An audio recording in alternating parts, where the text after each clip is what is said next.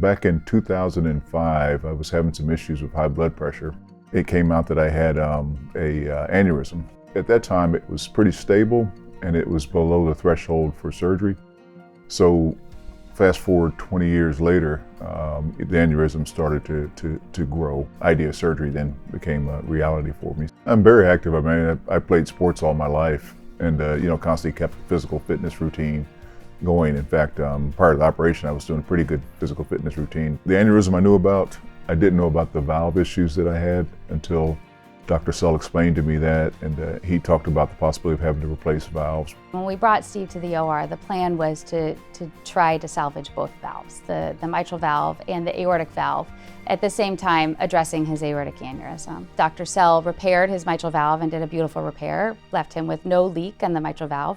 And then the Florida sleeve is an operation that I brought from University of Florida here to Sarasota Memorial. So Dr. Sell and I performed a Florida sleeve on Steve, and we were able to repair his aortic aneurysm and leave his valve functioning perfectly.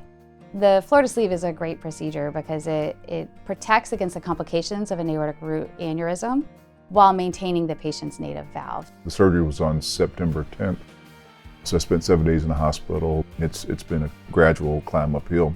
It's going really good. I mean, I have no problem walking. I mean, I can walk forever. It seems like I don't get tired anymore. Now, like I said, I'm going back to some of my old routines. Sarasota Memorial is really unique in that we have a truly multidisciplinary team. We have cardiology, heart failure, cardiac surgeons, and vascular surgeons that all work together really closely to take care of these complex patients. It is not common to have surgeons in a community setting be willing to do complex aortic root operations. Sarasota Memorial, I would say that their staff is excellent. I mean, the nurses, the techs, I can't say enough about the staff and just the professionalism, the attentiveness, and just the support, encouragement, that things are going to be okay.